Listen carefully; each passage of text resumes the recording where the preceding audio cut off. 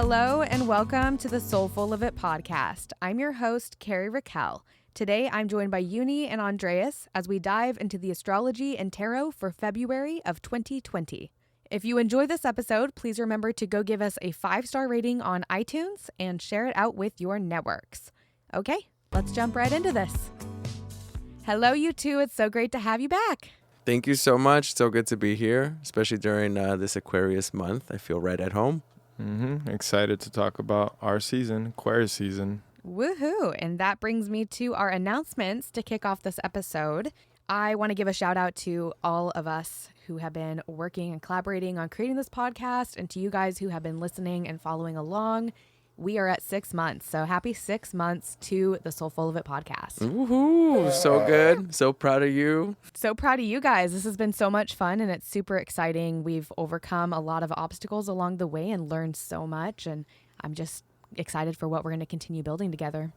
Next announcement, Andres, it's about to be your solar return. Happy birthday on the 1st of February. That's so exciting. Thank you. Thank you. And then to our lovely Yunii as well. We've got 2 Aquarians here at the podcast, and your birthday is going to be on the 18th. The last day of Aquarius, first day of Pisces. That's right. The transition day. Very exciting. Lots of power in that day. And then last announcement that I'm going to give you guys before we jump into everything is that we are hosting a 2-week self-love challenge. It's called the Fly Challenge, which stands for First Love Yourself. And that is going to be running from February 1st until February 14th on Valentine's Day. And that is being run through my affirmation group, which is Affirmation Destination. You can find more information about this on the Affirmation Destination Instagram page, or you can check out our Facebook group. There's links to that on the Soulful Instagram. And then at the end of the 2-week challenge, we are going to be throwing an event in Portland, Oregon. So if you are in Portland and you want to come connect with me in person, I'd love to have you attend the event. It's going to be about the 5 love languages, and that's going to be on Saturday, February 15th. And it takes place from 11:30 in the morning until 1:30 p.m. So it's a 2-hour workshop. It's going to be interactive and fun, lots of discussion to really round out 2 weeks of focusing on loving ourselves. So I invite you all to partake in that. And if you're not in Portland, you can still be part of the challenge.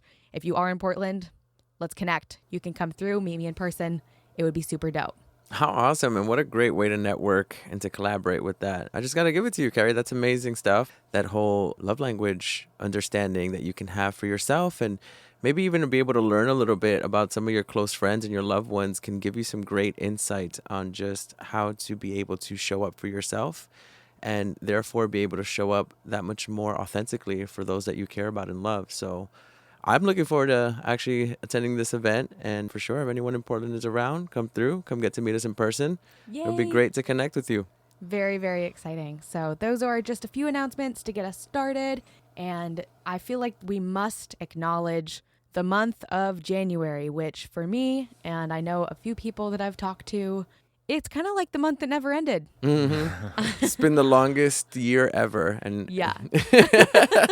And it was just the first month that we're talking about. Yeah. January served up a lot of internal wisdom, but also a lot of external chaos, not just in like my personal life or in your guys' personal lives, but also in the collective. And I'm talking about the fires in Australia.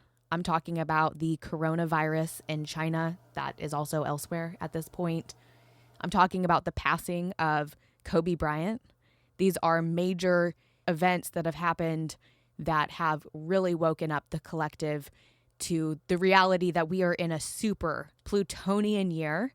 And what I mean when I say that is that the stellium, which is the grouping of planets that have been hanging out in Capricorn together, I'm talking about the Saturn-Pluto conjunction on the 12th that we will be feeling all year, has brought this focus on this Plutonian energy, which is about death and rebirth. And in some senses, that is a literal death, the loss of Kobe Bryant.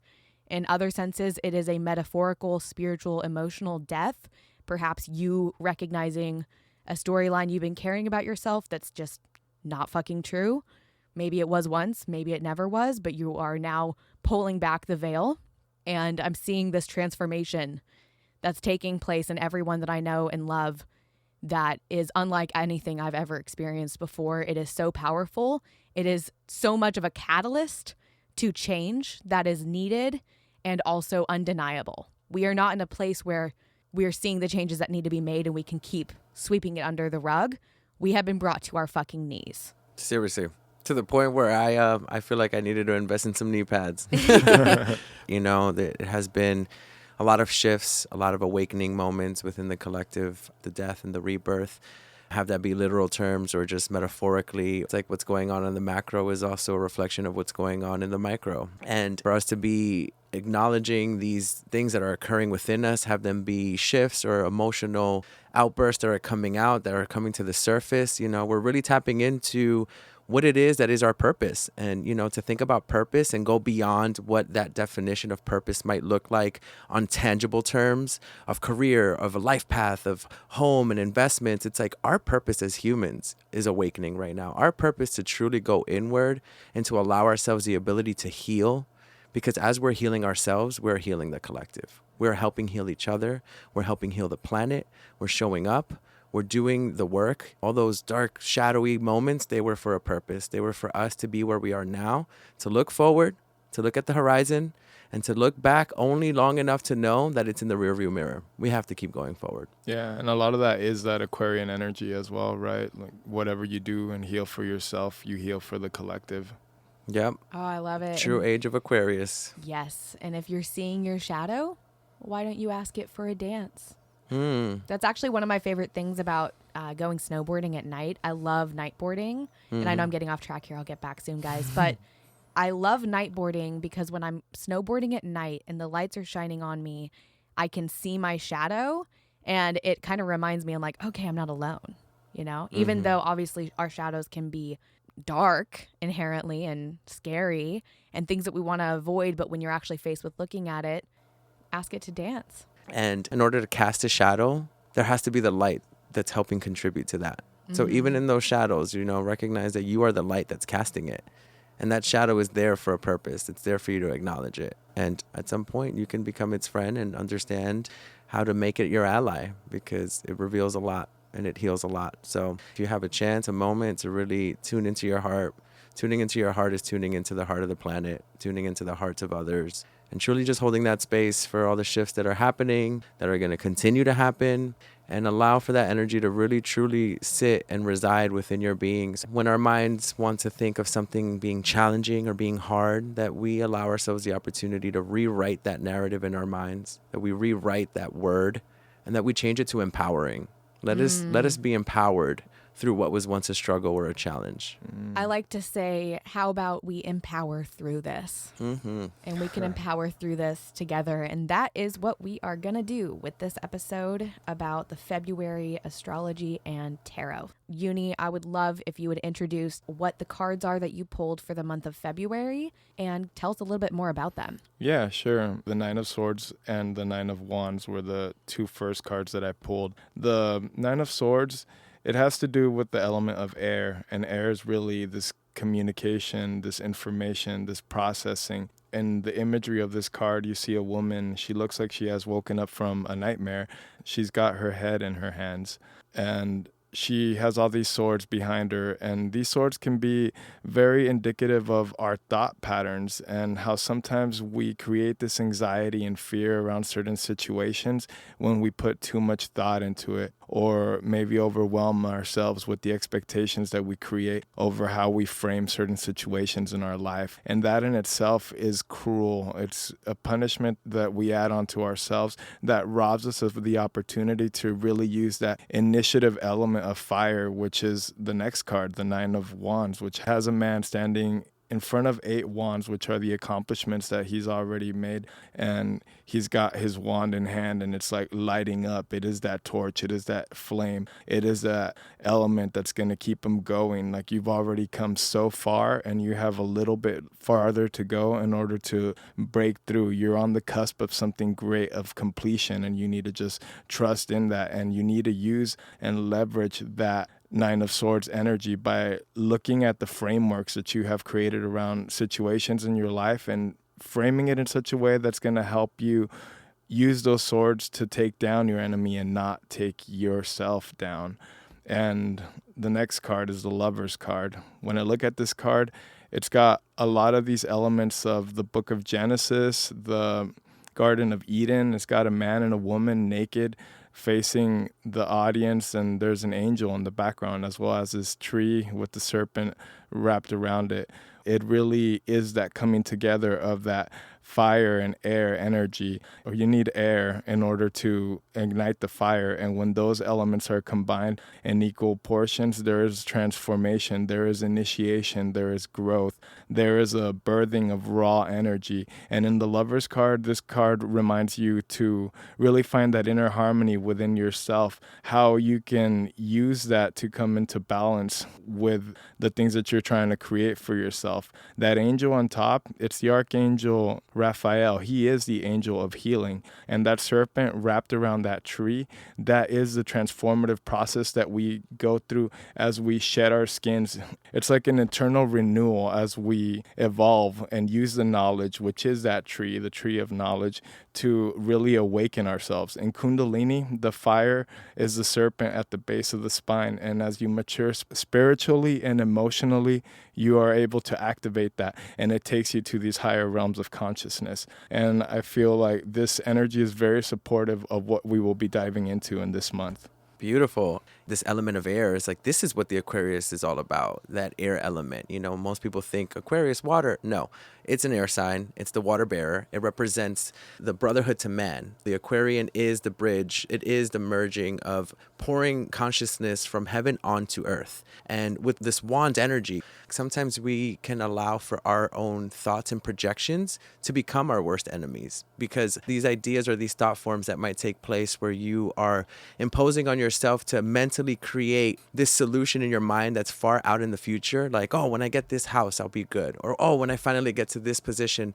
I know I'll make it. And we impose on ourselves to have these projected ideas outward into the future that reveal success. But by tapping into that Nine of Wands, you're accessing what you have in front of you. You're accessing the tools that you already have. You're reminding yourself that you don't need to step outside of this immediate future to reward yourself with what you know is going to be your success. You are utilizing it all right now. Yeah. And I mean, that Nine of Swords is where you came from, and like what's sitting with you, and whether or not you choose to let your thoughts and the storylines that are embedded in your psyche and your ego, certainly not in your heart, to weigh you down. And you don't have to be weighed down by those things. You can wake from a nightmare and call a nightmare a fucking nightmare. You don't need to let the night terrors terrorize your entire day or steal that light from you. Yeah, and you use that energy of the air element to ponder those thoughts, to observe the thoughts, to realize that sometimes thoughts are just that. They're thoughts. They're fleeting. And how we choose to create the consistency of the flow with those thoughts is ultimately our own individual responsibility. So that leads you to that Lover's card, to understanding that you're sitting with that tree of knowledge and you're also rooting yourself with it. And you're allowing for your truth to come out. You're embodying these truths because you have done the work. You're sitting with your thoughts. You're filtering through them. You're organizing them. You're almost like discarding what no longer serves or holds a purpose because those narratives are outdated. And you're truly giving into this lover's energy by being in love with yourself, being in love with this new version of you that you're emerging with. And therefore, you connecting with yourself on these levels is allowing you to build that much of a stronger bond in a relationship to the natural world that we're living in. And that is your contribution right there to the collective. And to get there, it's not going to be easy. And that we see in the Nine of Wands. The picture of the guy, at least in the Rider-Waite deck, is injured. He's got like a wrap around his head. He's looking towards what's coming, but behind him are all these wands, which is everything that he's already accomplished. Coming out of the month of January and stepping into this month of February, being an Aquarius season, coming out of Capricorn energy, we are being asked to be resilient, to make investments in our own resiliency. Courage is not often comfortable. You will have to be courageous in order to grow through what you're going through. And you can do it, and we're going to help you do it. And that's what this episode is all about. I love that. Because if it was easy, I mean, it would really truly take away the depth of what makes us individuals. Sometimes we might think, oh, why can't things be easier? But in all reality, it's like easy doesn't give you character. Easy doesn't give you individuality. It doesn't give you good stories to tell. And this courage, I mean, that's where that courage is really important, because it's beyond hope. Sometimes I struggle with the word hope because it almost implies a slight doubt, whereas faith comes in like with a reassurance and a confidence. And then courage is the actual embodiment of what it is that needs to be done in the tangible realms. And the year-long transit of Jupiter going through Capricorn Jupiter is, in many ways, it is the planet of faith. It is the planet of what's possible going through Capricorn, the work. Can you have faith in the work that you're doing? That the seeds that you're sowing are going to be worth the harvest that awaits you. So with that being said, I'd love to jump into some of the astrology and continue to pull together these tarot cards and the general influence of energy that's going through all of us for the month of February. So buckle up. Let's go. So, following Andreas's birthday on the 1st of February, we are going to have on the 3rd, which is a Tuesday, Mercury is going to move into Pisces. This transit is very creative. It is spiritual in a natural sense, and it is going to ask of you that you don't let your thoughts interrupt your heart space so that you can really get into the mud of your creativity to make something awesome. And that will come up more when we jump into the retrograde period for Mercury, which will be coming up on the 16th.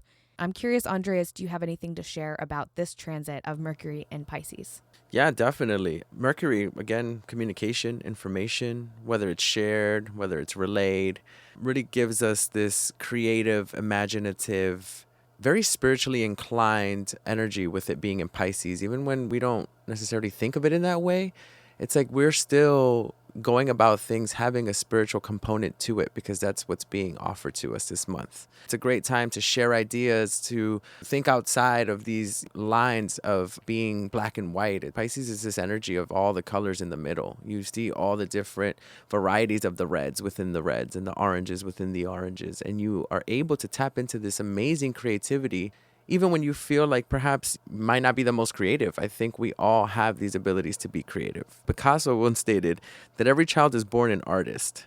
The challenge is when the child becomes an adult. And so Pisces is asking us to also step away from these rigid lines of being the old, ancient, wise soul by understanding that we already have that energy with us. It's already a part of us, but tapping into the innocence of the child to remember what it's like to play, to dance, to sing, to write, to create, to paint. To do all of those things and to suck at it too, which I think is often what interrupts our ability to go after our ambitions, is because we get in our heads, right? That's that Mercury energy to be like, well, I see so-and-so is doing this and they are so good at it, so I'm not going to even try. But if you actually talk to somebody who's really good at something, let's say that they're an amazing pianist, and you tell them, I don't know that I'll ever pick it up because I could never be as good as you, they're going to laugh and say, dude, I sucked. You got to suck through it. Yeah, it's those failures that lead to mastery over time. You just have to have the courage to go out there and do it. It's about like creative downloads as well. This Mercury in Pisces, you can be receiving these messages through the creative flows that are coming through you when you are more open, when you are working from this innocent childhood, open space that's inviting these energies to flow in.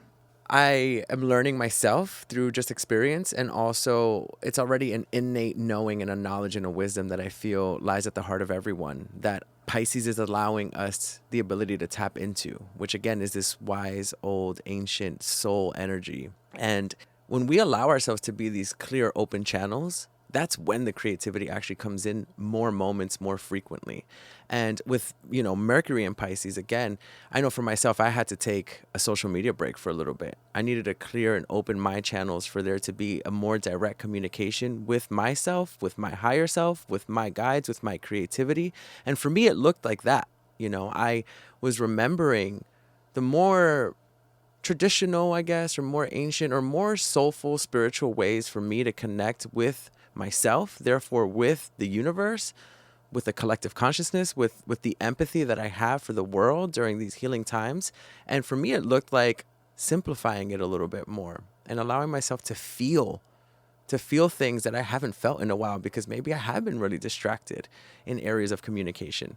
So Pisces is really giving me this support right now to bring it back to being a little bit more of an open channel and actually allowing myself to see what emerges from that space that I just created consciously. And a lot of it is creative. And this energy right now is so supportive for you to connect with other like-minded individuals in these creative outlets. Sometimes it can feel challenging to make new connections or make new friends, because where do you find them? The best place to find them is by tuning into what it is that sparks that creativity within you and doing those things for you and for yourself, but then also knowing that like you might run into some other familiar energies that are also wanting to explore these same creative outlets as well, because it's on their minds and their to-do list. And so trust in your networking skills. That's lovely.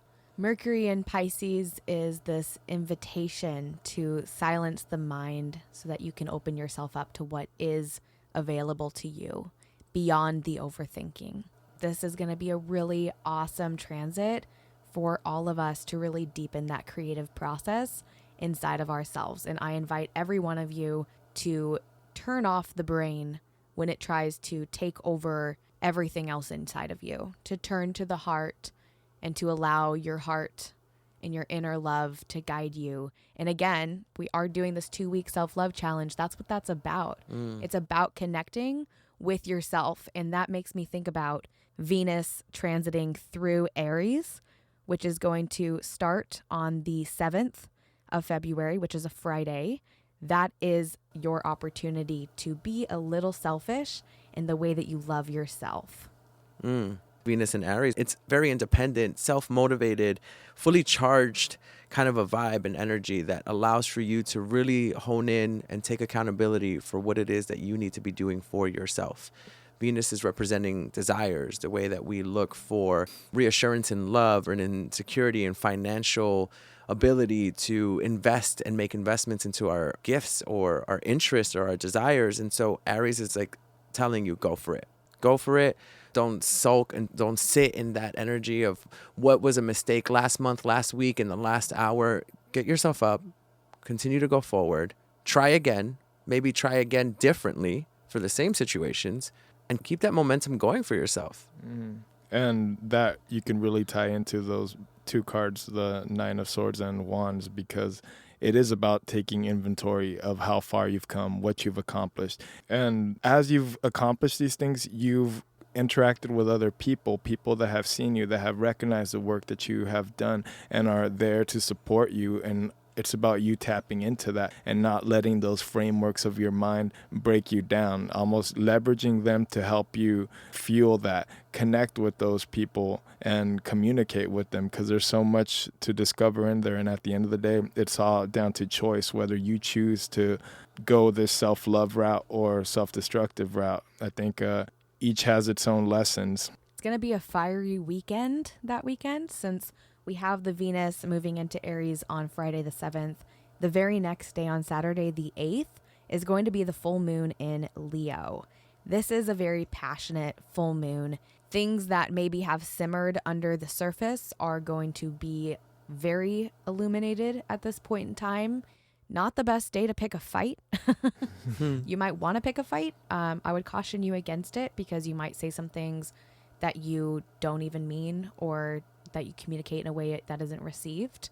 And during this full moon, we also have the South Node forming a conjunction with Pluto, Saturn, and Jupiter, all still in Capricorn. This is going to bring some awareness to the rituals or the systems that we've had in place and the ways that we've learned to survive that perhaps no longer serve us. So on this full moon, which of course is a great opportunity to do some releasing, I would encourage you to think about the ways that you have survived that no longer serve you and what you can release. Maybe it is a storyline, maybe it's a belief, maybe it's a piece of judgment that can help you feel more wholeness, more soulfulness, so that you can make the most out of this full moon in Leo.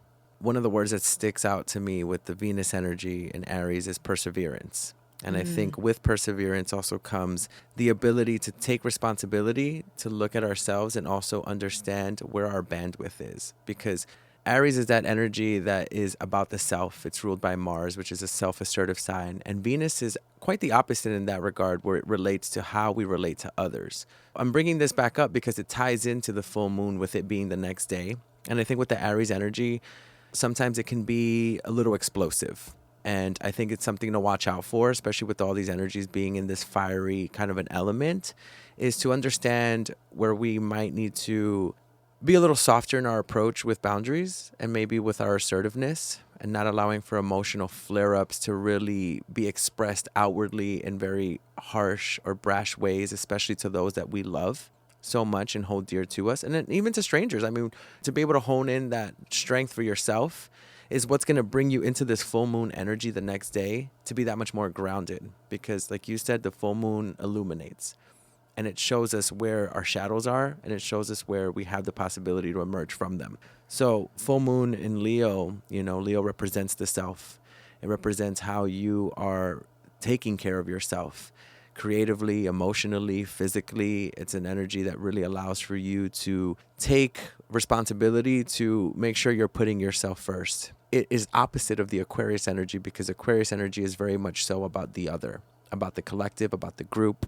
And so the two are asking you to look at yourself and look at how you are taking care of yourself and how that is correlating to how you are contributing to those that you love around you and to your community and to your environment, and to be able to keep your heart and your mind in this awakened mind state, to have the balance to know that it's equally important to take care of yourself so that you can therefore be taking care of your community and your outside reflections by showing up that much more authentically. Yeah, and Leo is definitely a playful sign. So the full moon in Leo, instead of picking a fight, why don't you find something to collaborate on together to bring you closer to the people that you love? And if you aren't feeling that outgoing when the full moon comes around, that's okay too. Maybe something that you can channel through your creativity, while we also have the Capricorn energy still with us, and we will throughout the rest of the year. We're going to have to make some sacrifices along the way to achieve what we set out to obtain, but we can't forget to play. And a full moon in Leo is definitely an invitation to get out and play. So balance all that hard work with a little bit of fun. I'd like to add to, as Andreas was saying, how the Aquarius energy is focusing on the whole, the collective, and the Leo energy on the self. That also is represented in the Lover's card, because it's that harmonious relationship between everyone around you and yourself. And the more harmonious and in balance that we are with ourselves, the better we are able to connect this channel between the heart and the mind, so that we can act with integrity in how we apply ourselves in the world. Lovely. I want to chat just briefly about what is going on Valentine's Day. We've just got some moon transits, and since the moon has to do with our emotions, and Valentine's Day, for those who celebrate and even those who don't, is very much about love. So some of the aspects for that day, we're going to have the moon in Scorpio forming a trine with Mercury in Pisces. So this is going to make more ease available to us in regards to expressing how we feel and how we communicate with each other and ourselves. We also have the moon in a sextile with Jupiter, who's hanging out in Capricorn all year. That is going to be our passion, feeding our beliefs. It's going to remind us that we deserve the good things that are coming. And then we also have the moon forming a trine with Neptune in Pisces. We are going to be feeling empowered to dream. This is going to be a great time to work on a creative project, and an awesome time to collaborate with people that you love for Valentine's Day or the next day to come hang out with us at our event. Nice. It's a great time to be in touch with your feelings, to express them, to sympathetically listen, and to find that balance between feelings and rational intellect. So it might bring up some very sentimental, almost ancestral or like just childhood stuff that you can really tap into with so much love and awareness. You know, it's the day of love, and it's a great time to just kind of reach out to those that you love and let them know that you love them in very Aquarius unconventional ways. You know, you don't have to be so cliche with about how you feel like you need to express your love. Like, find that creativity with all that Pisces energy that's within you to just find unique avant-garde ways to let the people you know that you love them, and to even share that love with people you come into contact with, because everyone can use a little bit of love these days. Yeah. It's not a bad idea to ask people what their love language is, or to bring them to the event and figure it out together. Yep. And come chat with us so we can tell you more about it. That's right. And that same weekend, on Sunday the 16th, we are going to have the Mercury Retrograde happen in Pisces. So this is the first Mercury Retrograde of the decade. No big deal. We're going to be diving into the big picture of how we feel in motion. Intuition is going to play a really big part of this retrograde period. I would advise you to lower your intake of information and to be more in touch with what is needed and what is numbing. There's a difference there. If you are throwing on a video to enhance your learning while you're cooking and you're like, I'm going to learn this recipe, I have this video on, it's going to help me, versus like tuning the fuck out when you're hanging out with people that you love because you have your phone in your hand and you keep looking down at it. Like, let's be present. Let's be available to connect on a deeper soul level, and let's dig into our own psyche in a spiritual way with this Mercury retrograde transit in Pisces. Very beautiful. I like that one part where you said to limit our intake with information right now, because that is what Mercury retrograde asks you to do. It is to trust that what you already have in your bank, in your foundation, on your bookshelf, really, might just require you to dust it off a little bit. There's so much knowledge that we have about ourselves, about our feelings, about where we are in our paths, that we can just access that, especially during this time frame. That is such an awesome analogy, the bookshelf, because if you think about it, how many times have you gone somewhere and bought a new book just to put it on a fucking shelf at your house? Right? Yeah. Look It's at like your library. What do you already have? Right. It's like, what good is the knowledge when you're not necessarily utilizing it to its fullest potential? Because to put that into the work is the integration process. Yeah. And, emotions can be very highlighted and sensitive during this time. But on the flip side, it doesn't have to be challenging. It can be empowerment through the vulnerability. It's just a beautiful time to really tap into your creative side of thinking about these things and not projecting so much, again, into this future of thought, and not giving into that 9 of Swords energy, right, Yunii? Yeah. You can also bring that back into the Judgment card, which was one of the cards that we had for the overview of the year. And that being about sitting with that information, kind of integrating that into this new framework that you will use to break down the previous framework that was there with the 9 of Swords, so that you're better able to take on what life is going to throw at you with integrity with yourself, knowing that you are rooted down in your truth. Yeah. And Mercury retrograde often can bring to the surface this sense of, well, I need to have the answers. I'm going to think about it until I have the answer. And I want to tell you that you do already have all these solutions inside of you, inside of your soul. And all that you need to do is go inside to get that information. And we have a tendency as humans in society to go outside, external, and like go get advice from your friend about this thing that you already know how you feel. You already know what you've decided. So lean into that. This is an invitation to deepen your dedication to your soul fulfillment. It's time to go inwards, and take inventory of our emotional and spiritual needs. And a lot of questions come up during Mercury retrograde, which is good because the questions need to come up for there to be some sort of a game plan moving forward. And it's like asking yourself, how have I been neglecting certain parts of my makeup? Have you been too focused, too rigid in daily approaches, or even forgetting the importance of your own sensuality and how to engage with that so that you're maneuvering your way through the world in imaginative and creative ways? How do you trust or build more trust again with your emotional body and intuition? What are some ways you can reconnect to those spiritual practices to maintain them, redefine them, or reinvent them for this new year? Because this being the first Mercury retrograde, it's a perfect time for you to set the foundation on how you would like the future 11 months to unfold. Because this need for introspection is so necessary in order to shed and merge into these new versions of yourself.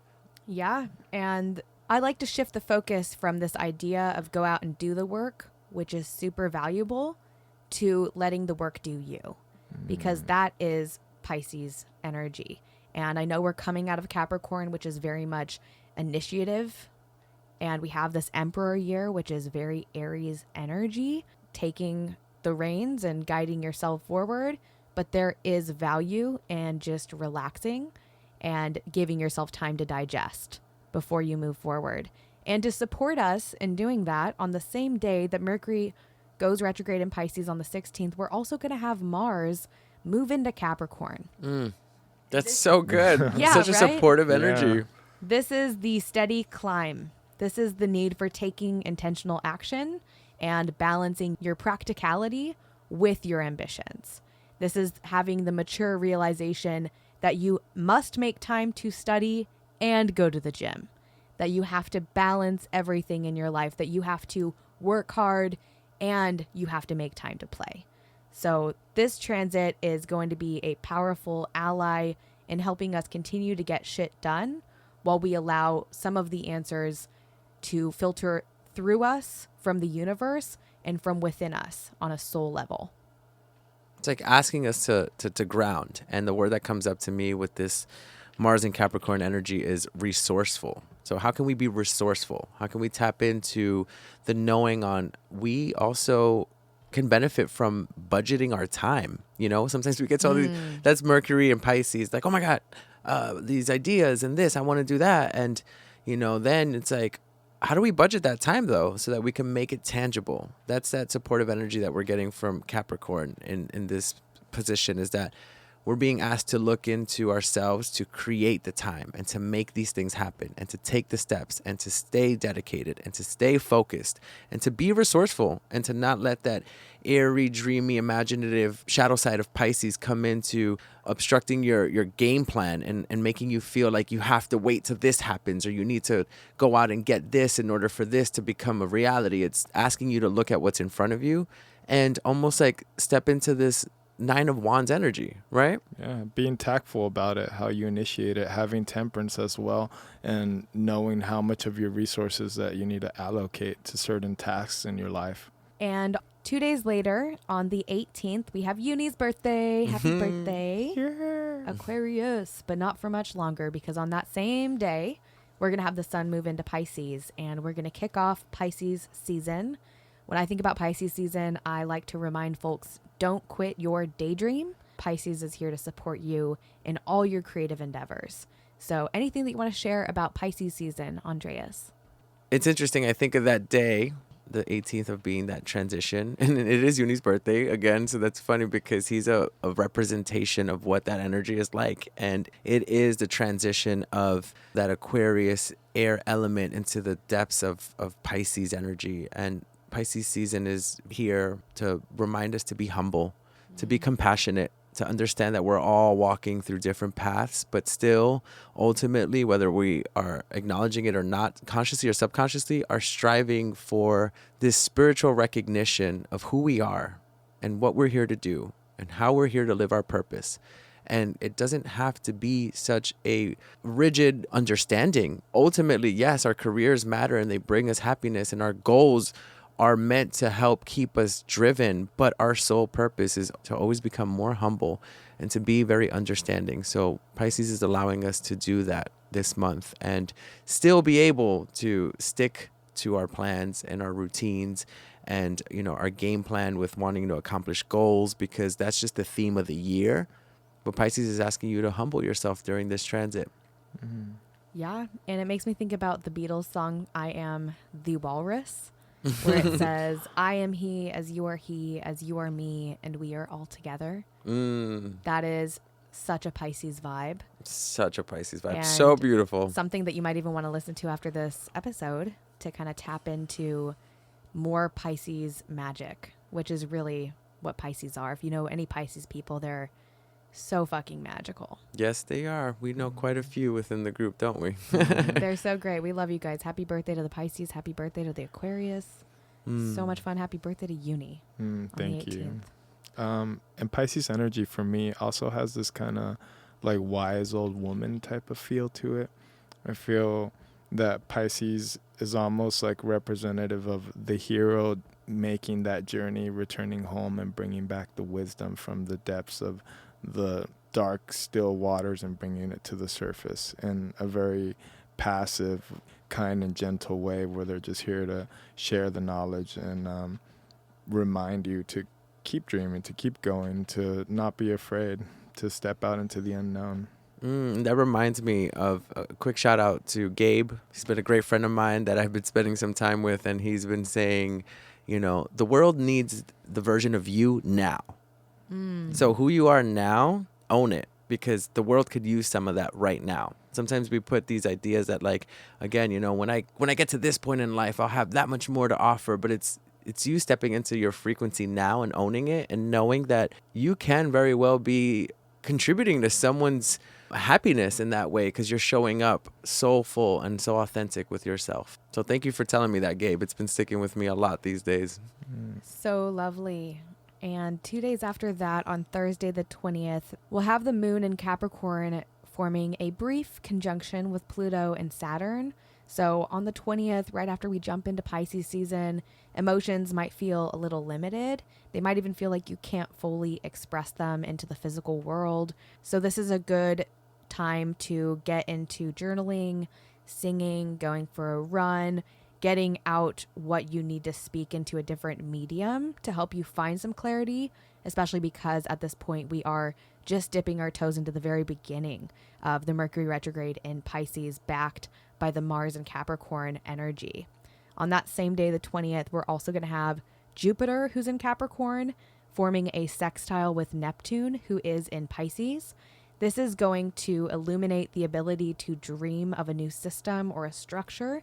It might even bring you some new ideas. So things are going to be downloading and coming through a lot during this transit with all the Pisces energy.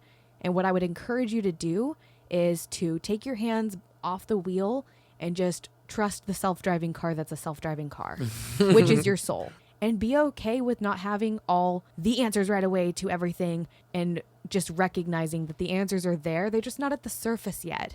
And you might have to go a little deeper to find them.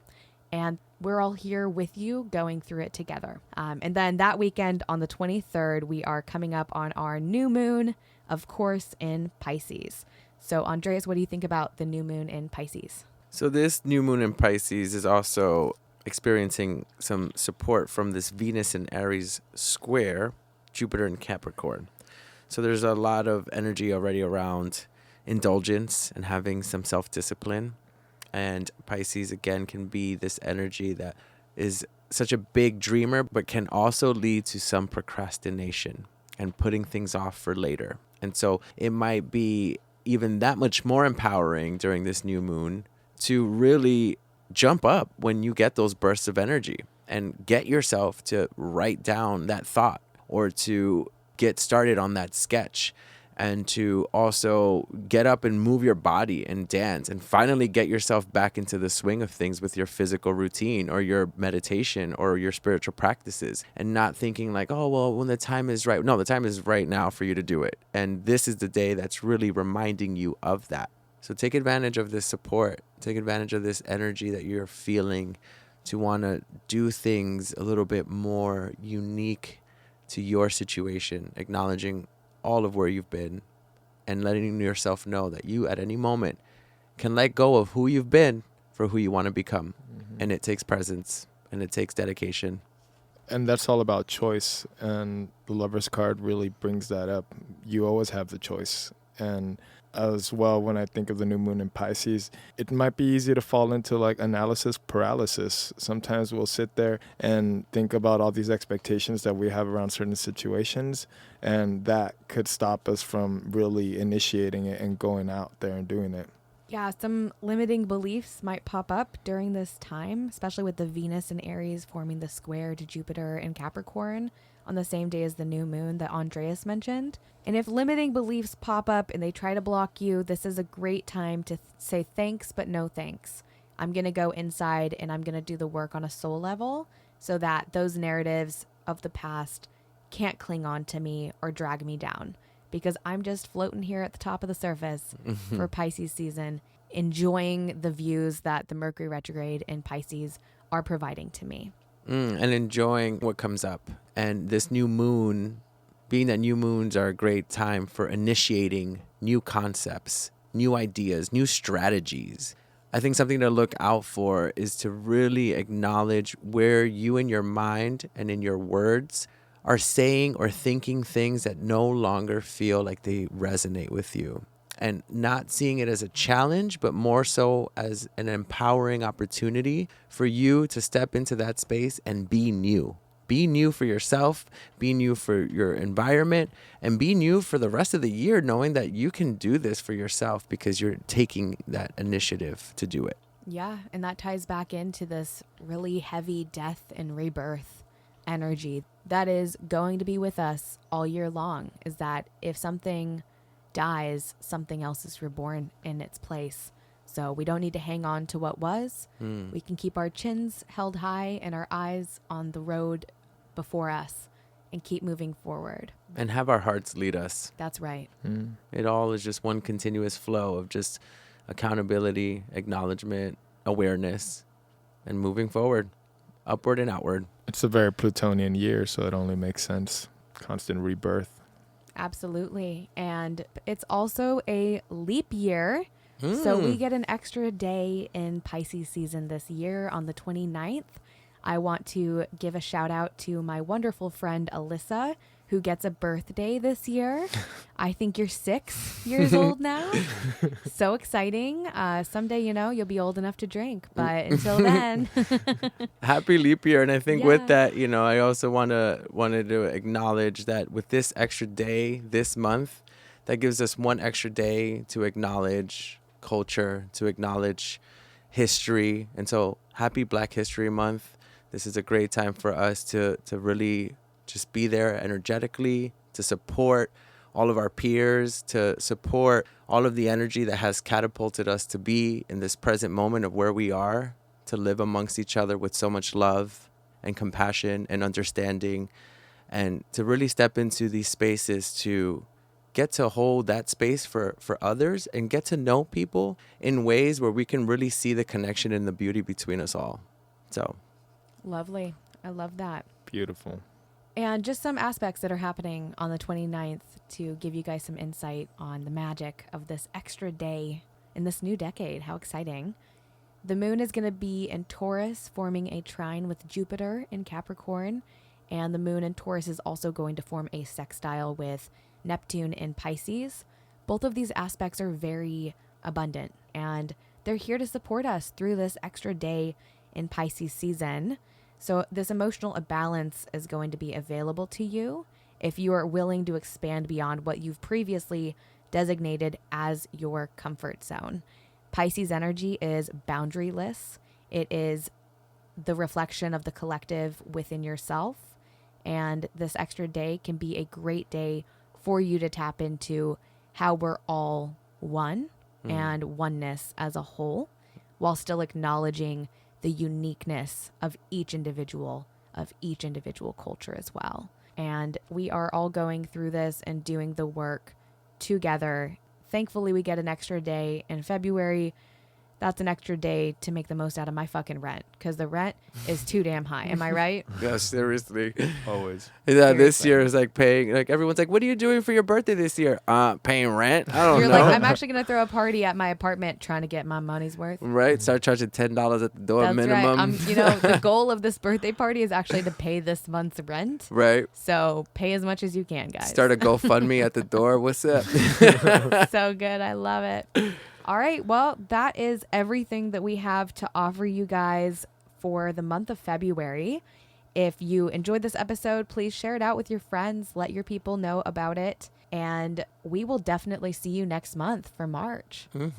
So excited. Get ready for the spring. It's coming. It's coming, guys. It's coming. And it's the year of the rat, which is said to bring an early spring. So maybe we'll get a little lucky here for those of us who are in the northern hemisphere experiencing the cold, dark winter, that the light is coming a little sooner than maybe we expect it to. I believe it. I've seen the spring flowers already. And even so, yeah, it's like every day after that winter solstice, we're only getting, an extra minute or so of more light and more light. And so, hey. That's right. Well, to you and yours, have a wonderful February, and sending much love from the Soulful of It podcast. Thank you. Cheers.